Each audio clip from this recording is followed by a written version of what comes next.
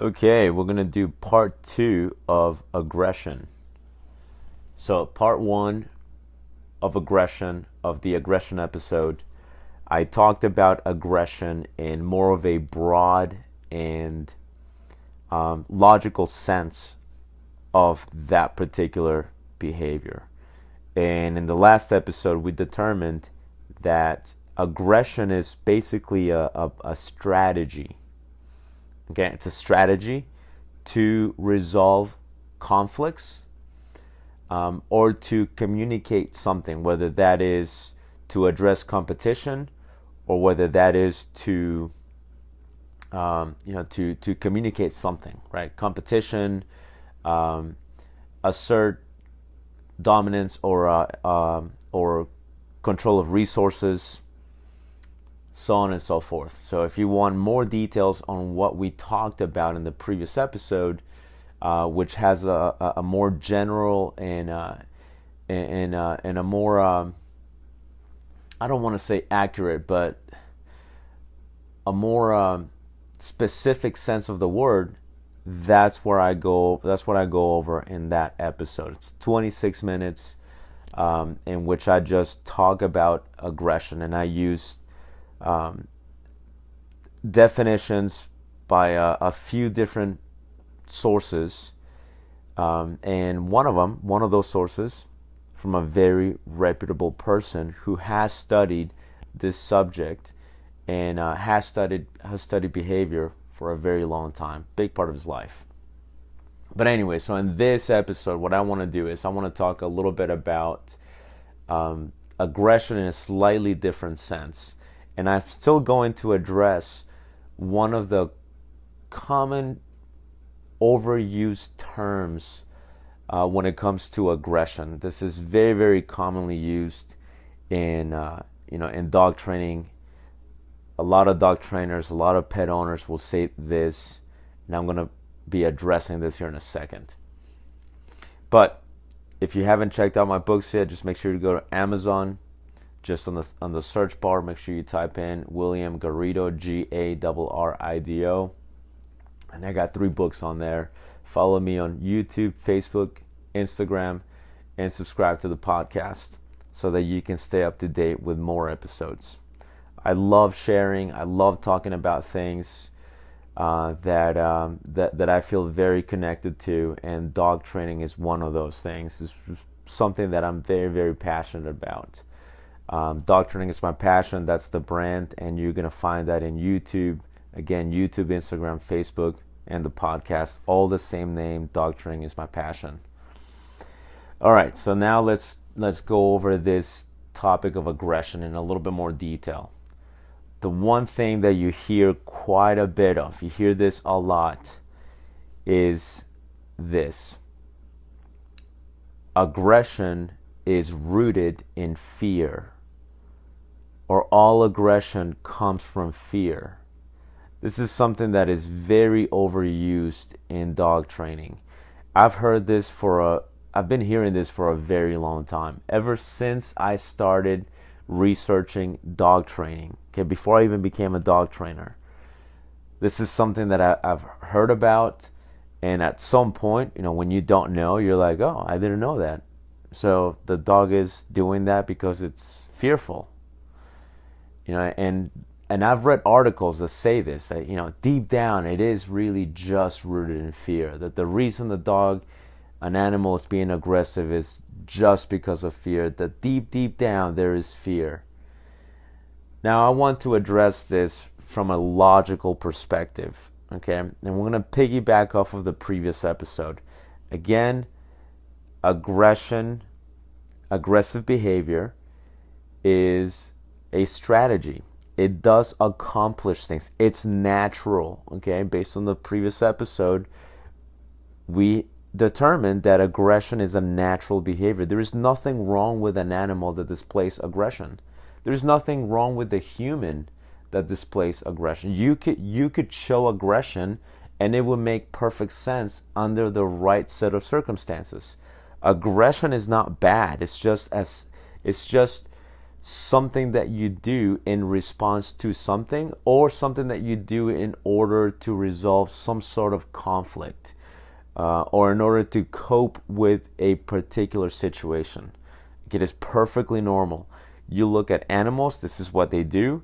You look at children, really, really young children before they get civilized, this is what they do. Okay, they throw things at each other. Okay, they pull, they grab. This is how children resolve conflicts. Very, very young children, this is how they resolve conflicts. This is how animals resolve conflicts. And so aggression is not a bad word. Okay, so a little bit of piggybacking off of the previous episode. Again, if you want more details on that, go to the previous episode. It's very short. It's less than half an hour. But now let's expand this a little bit more. So now we have aggression supposedly being all rooted in fear. Okay. So now let's make this logical. In some instances, that makes sense. Okay. In some instances, this makes perfect sense. So let's talk about when it makes sense. When you think of submission aggression, aka fear aggression. Okay, so when you think of fear aggression, fear motivated aggression, which is more accurately termed. Okay, so fear motivated aggression, or what your average dog trainer calls fear aggression.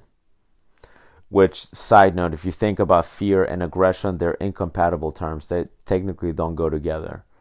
But if you think about fear motivated aggression, okay, if you think about this type of motive to show aggression, okay, we know it's fear motivated, right? We call it fear aggression. What happens here is the animal feels threatened, and as a result of feeling threatened, now the animal shows some aggression, shows some violence. This is a coping mechanism.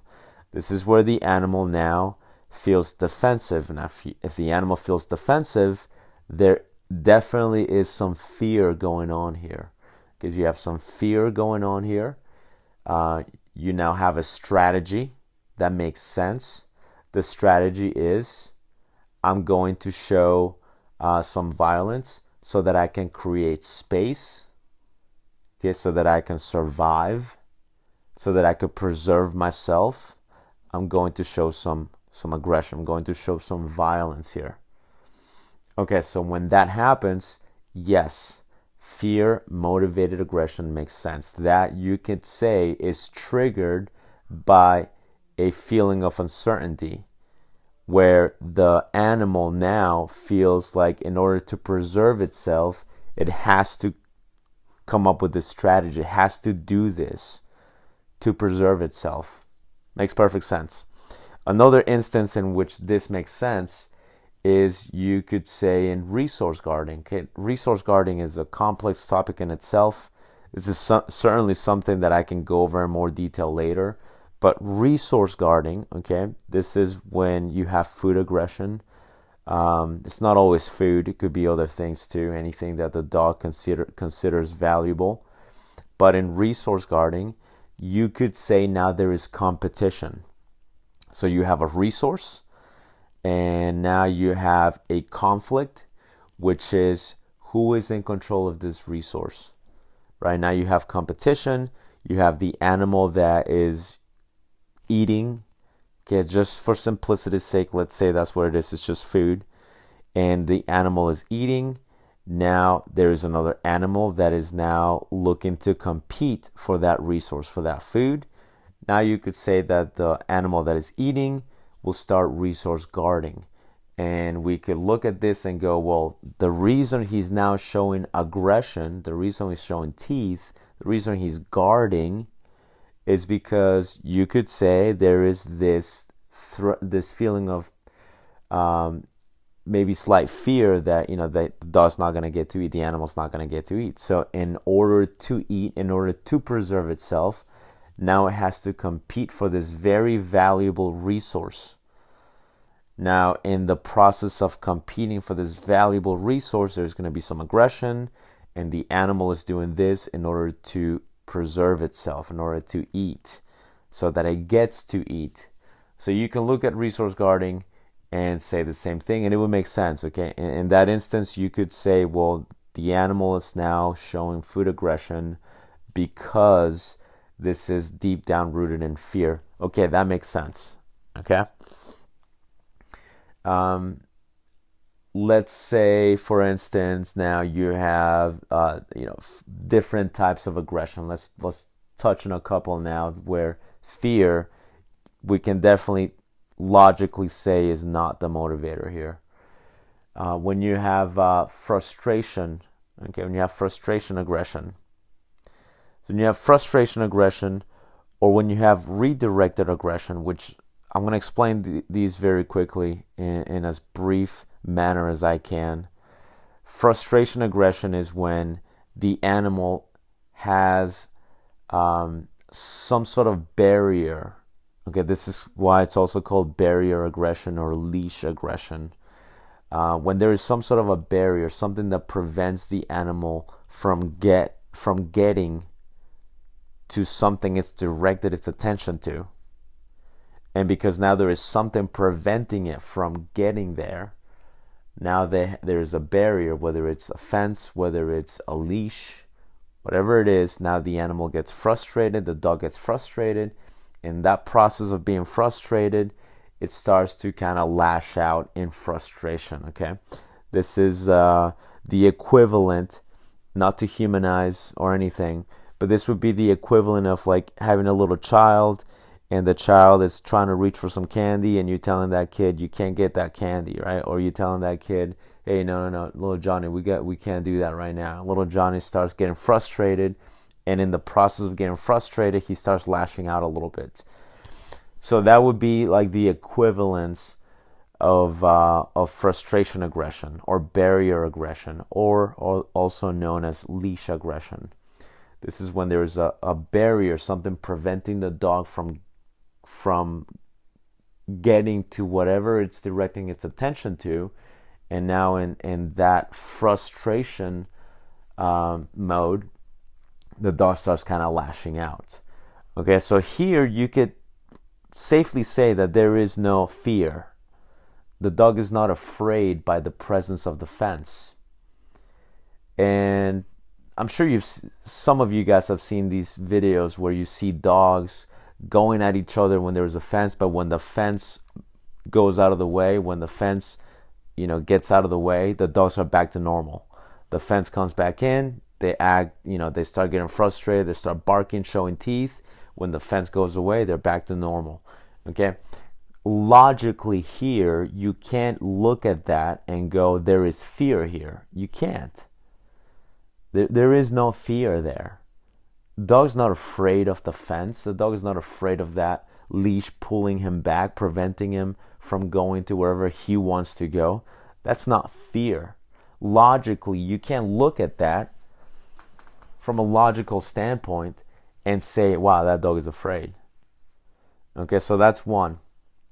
The other one I mentioned was redirected aggression. So redirected aggression, this is a type of aggression that a lot of people sometimes misunderstand. People think that redirected aggression is when you correct the dog and the dog turns around and bites you. That is not redirected aggression, okay? That's something more specific. This is more accurately described as correction aggression. Redirected aggression definitely can be very, very similar to this. You could call it redirected aggression, okay? If you're looking at it from a standpoint of, well, the dog is redirecting its aggression at you because you corrected him, I see the logic there. I get it. But redirected aggression, this is something that you see. You don't always see it, but sometimes you do see it. I've seen it. I've actually seen redirected aggression. I know exactly what it looks like. Some of you guys might have seen it too, and I'll kind of paint you a picture so you have an idea of what it's like. I've seen redirected aggression manifest itself this way. Somebody knocks on the door, and now the two dogs go at the door, and now they're both barking at the door because somebody's on the other side of that door. Now, one of the dogs gets so frustrated that it can't get to the other side of the door. So now you have some barrier frustration too, barrier aggression. But because there is no outlet to manifest this frustration, what one of the dogs will do is that one of the dogs will bite the other dog. Okay, there's no contact or anything. The other dog is not harassing it. They're not barking at each other. They're both literally barking at the door because somebody's on the other side. And one of them gets so frustrated, not at the other dog, not that the other dog is harassing it. The other dog is not bothering it. The other dog is not antagonizing it. Nothing. They're just both going at the door, but one of them will just get so frustrated that he'll bite the other dog. Okay, that's redirected aggression. You also see this with dogs that are kenneled together. If you see dogs that are kenneled together, sometimes, not all the time, but sometimes you'll see something very similar. You'll see, people or dogs going on the other side of the kennel, not in a crate, I mean a kennel, like a run. And same thing, you have that barrier frustration going on, and then one of the dogs just will nail the other dog. Okay, the other dog didn't do anything to him. It just so happened that it was the closest thing to lash out on. Okay, so that's redirected aggression. It can also happen when you're holding your dog. It can happen in a very similar fashion. Your dog could be next to you, and maybe you're not even correcting it, but your dog might be getting so frustrated that the best way that it has to manifest that frustration is to just nip you in the leg, okay? Without you correcting it or anything. The dog just gets so frustrated, so amped up, that it'll turn and just bite you in the leg. Okay, that's redirected aggression. So in this instance, there is no fear. The dog wasn't afraid of you when it bit you in the leg. Okay? The dog that bit the other dog because there was frustration on the other side of the door or on the other side of the kennel, it didn't bite the other dog because it was afraid of the other dog. There was no fear. If you've ever seen redirected aggression, you will clearly see there is no fear involved. There's no body language that indicates fear, nothing. In fear aggression, in fear motivated aggression, you do see body language that tells you that dog is uncomfortable. In resource guarding, you can still see the dog uncomfortable. So that's more logical to say that's fear. But when you see other types of aggression where there is clearly, unless you truly don't understand body language, or you don't understand dogs, or you don't understand aggression, that would be the only thing that would lead you to say that all aggression is based in fear. Because once you understand body language, once you understand the logic behind aggression, you can't say that and it makes sense. It just doesn't make sense. Okay? So for some forms of aggression, yes, there is fear. There is discomfort. But for other instances, there is no fear. Sometimes the dog is very, very confident and very, very powerful, very determined, and just very bold when they act in aggression. So it's not all rooted in fear. That's the other thing to remember. Okay? If you work with a lot of aggressive dogs, and every dog trainer will specialize in different things. Some dog trainers are more like, hey, I like the young dogs. Some dog trainers are like, I like the obedience. Some dog trainers are more like, I'll do anything. I'll do a little bit of everything. And some dog trainers just love, the tough behavior cases. But if you get to see a lot of these, you really start to realize that no, it's not all based in fear. There is no logic behind that. Okay? For some of it, for a lot of it, sure, yeah. But there are instances in which you truly do not see any evidence of fear whatsoever. So, something to keep in mind. Okay? Not all aggression is based in fear, on fear. But anyway, we're going to wrap it up on this one for now. If I can get a little bit more, more in depth into aggression, I will. If you are listening to this episode and you have additional questions about aggression that kind of fit into what we're talking about in this episode and the previous episode, if you want a little bit more detail, you can certainly send me a message, and then depending on that question, I'll decide whether I can expand on it on a separate episode. But we're gonna end it on that one for now. See you guys in the next episode.